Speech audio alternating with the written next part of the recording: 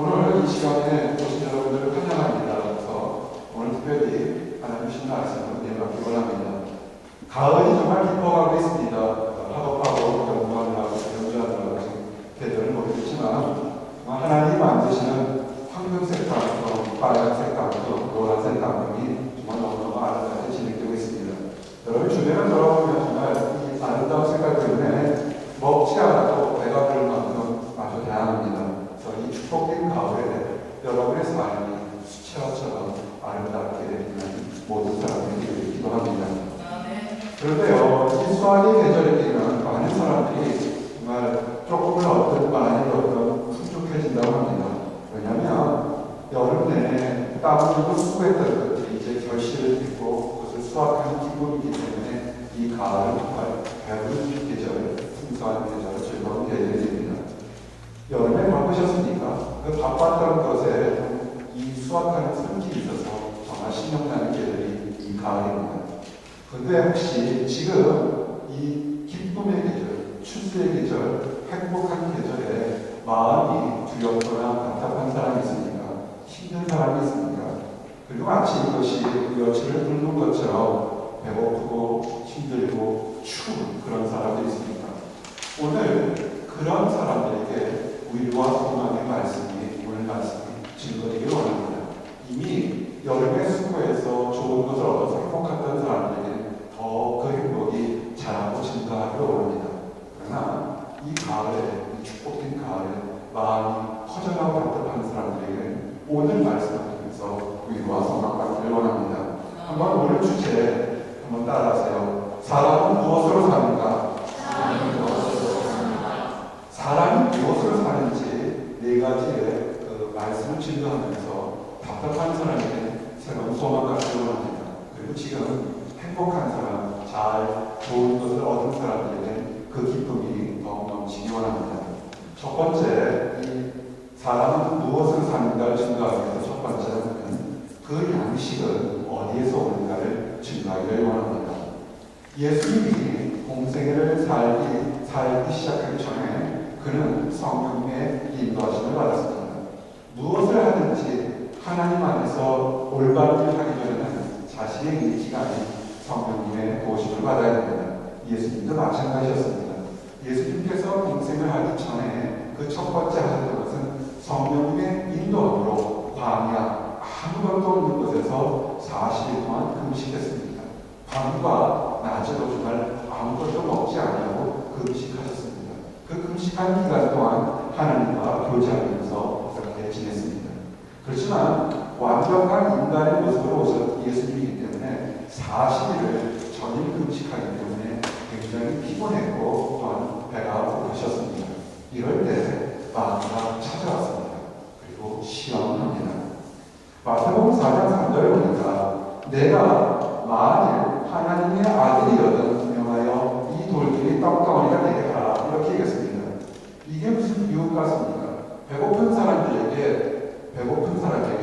그 기적을 행할 수 있으면 하나님의 아들은 먹어서 배부르게 하라는 얘기 같은데 이것이 무슨 유혹인가 생각할 수가 있습니다. 아닙니다. 이것은 유혹입니다. 거짓말입니다. 여러분이 배가 고프다고 여러분의 정체성, 여러분의 아이덴티티가 흔들리면 안 됩니다. 한번 따라하세요. 나는 거룩한 성도야. 여러분이 배가 고프든 학업이 안 되든 연주가 안 되든 사람과 사귀는 문제가 지금 뜻대로 되지 않는다고 해서 가볍게 여기거나 그 무시당할 그런 존재가 아닙니다. 여러분의 정체성은 이 세상 어떤 것보다 귀한 하나님의 택한 백성 성도입니다. 예수님도 마찬가지입니다. 아무리 배가 고프다고 해서 그 정체성이 흔들린다면 그것은 어리석은 겁니다. 예수님은 다른 사람이 뭐라 하든 내가 만일 하나님의 아들, 다른 사람이 뭐라 하든 하나님이 정말로 사랑하는 유일한 독생자 아들 그분이십니다. 그리고요, 예수님이 마귀의 말을 듣고서 그 말을 듣고 그대로 따라할 필요가 아무것도 없습니다. 왜냐하면 예수님은 마귀보다 더 크고 위대하신 분입니다. 또한 만일 예수님께서 필요가 있다면 이미 마귀가 얘기하기 전에 돌을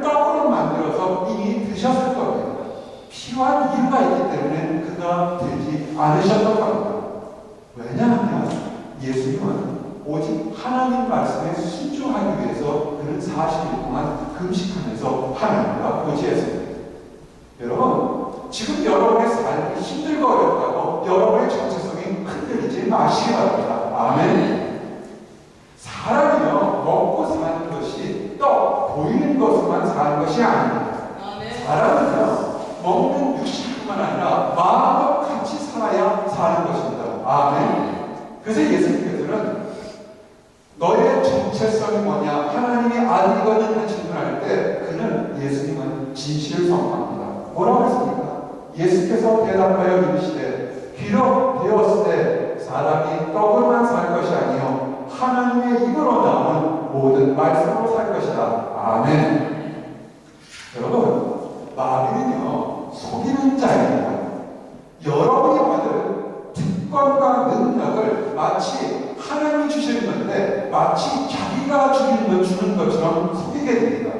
그 꼬드김에 넘어가서 성도를 스스로 실수하도록 만드는 것이 마귀의 역할입니다. 대표적인 예를 하나 들어보겠습니다. 천지를 창조하실 때 하나님께서 너무 기뻐하셨습니다. 그리고 사람 아담과 하와를 만드셨을 때 너무나 기뻐하셨습니다. 천지를 창조하신 하나님이 아담과 하와에게 무엇을 주는 줄 아십니까? 천하에 있는 모든 것들을 다 다스릴 권세와 능력을 주셨습니다. 정말 대단한 겁니다. 음악하는 여러분들 고민하지 마세요. 하나님께서 천하에 있는 모든 것들, 하나님 주신 거는요, 밥 먹고 사는 것뿐만 아니라 그 생각을 주시고요, 음악을 다스리고요, 학문을 다스릴 수 있는 모든 권세와 특권을 다 이미 주셨습니다. 언어를 다스리는 능력도 주셨습니다. 단 한 가지 하나님이 허락지 않으신 것이 뭐냐면 창조. 자, 내가 창조자고 아담과 하와는 피조를 위한 관계를 확인하기 위해서, 그 계약을 확인하기 위해서 선악을 알게 하는 나무 열매만큼은 따먹지 말라고 했습니다. 단 한 가지입니다. 나는 창조자고 너는 피조물이니까 내가 너에게 권세와 특권을 준 그 약속을 지키는 그거 하나를 말한 겁니다. 그러면서 이렇게 했습니다. 하나님께서 먹는 날에는 네가 죽으리라 이렇게 명령하셨습니다. 마귀가 어떻습니까? 마귀는 이 축복을 회방하기 위해서 아담과 하와를 속였습니다. 특별히 연약한 지체요, 섬세한 지체이고 아주 그 축복의 근원인 여자였던 하와를 유혹했습니다. 그는 선악을 알게 하는 나무 열매를 먹어도 죽지 않는다고 거짓말을 했습니다. 그러면서 오히려 반대로 그 열매를 먹게 되면 눈이 밝아져서 하나님처럼 될 것이라고 속였습니다. 여러분, 어리석음과 욕심에 속은 하와는 그 선악을 알게 하는 나무 열매를 보게 되었습니다. 마귀에 속지 않았을 때, 하나님과 교제가 있을 때는 수없이 쳐다봐서도 아무런 감동이 일어나지 않는데 마귀에 속았을 때는 그 보는 가치관이 달라지게 됩니다. 그 열매가 이제는 완전히 다르게 보였습니다. 꼬드김에 넘어가니까 사람의 본성에 의지한 유혹이 아담과 하와에게 찾아왔습니다. 하나님 말씀이 마음에 들지 않습니다. 하나님과 하나님의 축복과 명령을 완전히 잊어버렸습니다. 성경은 그 꼬드김에 넘어가서 거짓말에 넘어간 그 모습을 이렇게 표현합니다. 여자가 그 나무를 본즉 먹음직도 하고 보암직도 하고 지혜롭게 할 만큼 탐스럽기도 합니다. 아멘. 하나님 말씀이 들어가지 않으면요, 가장 먹는 것과 보는 것과 있는 것에 그런 유혹에 빠지게 됩니다. 마귀의 꼬드김에 넘어간 아담과 하와는 선악을 알게 하는 나무의 열매를 따먹었습니다. 어리석음에 빠진 겁니다. 어떻게 됐습니까? 금방 안 죽었습니다. 하나님이 거짓말했습니까? 아니에요. 아담과 하와가 잠시 동안 살았지만 결국은 죽었습니다. 그래서 무엇이 됐습니까? 흙으로 돌아갔습니다.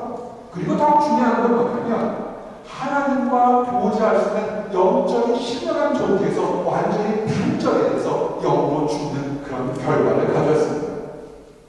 사랑하는 성도 여러분, 저를 보시기 바랍니다. 기억하십시오. 여러분의 신앙 상태가 어떤지 한번 확인해 보시기 바랍니다. 이 가을에 행복하십니까? 아멘. 하나님은 사람에게 축복을 줬을 때 마귀는 그 축복을 빼앗고 그거 티라면 힘들고 어렵게 만들려고 합니다. 근데 주의할 게 뭐냐면 마귀가 아담과 하와 입을 확 열어서 억지로 선악을 알게 하려면 그 열매를 집어 넣습니까? 아니, 그렇게 못합니다. 그렇게 하지 않았습니다. 꼬드겼습니다. 속였습니다. 스스로 아담과 하와가 자기 손으로 그 열매를 따먹도록 꼬드겼습니다. 어리석음으로 자기가 받을 축복을 발로 차버리고 스스로 저주를 택했습니다. 여러분, 현대인의 성도들, 그들이 왜 마음의 평화가 없는 줄 아십니까? 바쁘다 바빠 힘들어 죽겠다는 이유가 뭔지 아십니까? 하나님은 어제도 오늘도 내일도 여러분에게 축복을 주겠다고 축복을 이미 얘기해 놓으셨습니다. 근데 성도들 스스로가 마귀의 꼬임에 넘어서 이미 축복을 발로 차버렸기 때문에 그렇습니다. 사람이요, 배부르고 행복한 거 밥 많이 먹는다고 행복한 거 아닙니다. 한 끼 먹을 때 세 끼 먹으면 어떻게 되는 줄 알아요?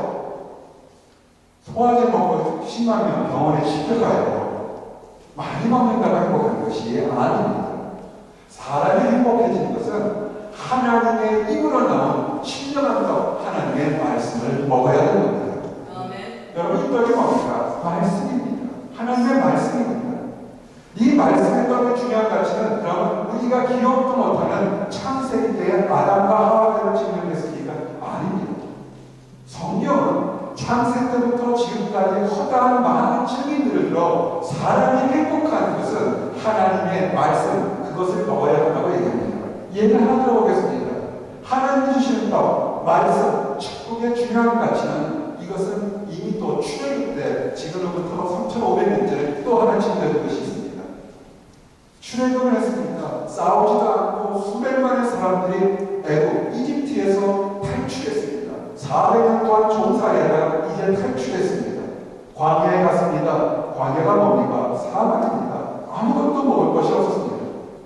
수백만의 사람들이 하루 이틀도 아니고 40년간 굶어 죽지 않고 살 수 있었던 것은 그것은 무엇 때문입니까? 하나님의 말씀, 하나님 신떡, 만나 때문에 그렇습니다. 하나님의 은혜로 사람들은 매일같이 살 수 있는 만나를 주었습니다. 만나를 주신 목적이 뭔지 아십니까? 만나를 주신 목적은 사람들이 자신의 판단과 노력을 해서 얻는 것이 아니라는 것을 증명하기 위해서 하나님은 만나를 보여줬습니다. 그것도 하루 이틀도 아니고 40년이라는 긴 세월을 만나를 주었습니다. 수백만의 사람들이 매일같이 먹고 행복할 수 있는 만나를 주었습니다. 성경은 이렇게 증거합니다. 신명기 8장 3절을 보십시오. 너를 낮추시며 너를 줄이게 하시며 또 너를 알지 못하며 내 조상들도 알지 못하던 만나를 내게 먹이신 것은 사람이 떡으로만 사는 것이 아니요 여호와의 입에서 나오는 말씀으로 사는 줄을 내게 알게 하려 하십니다.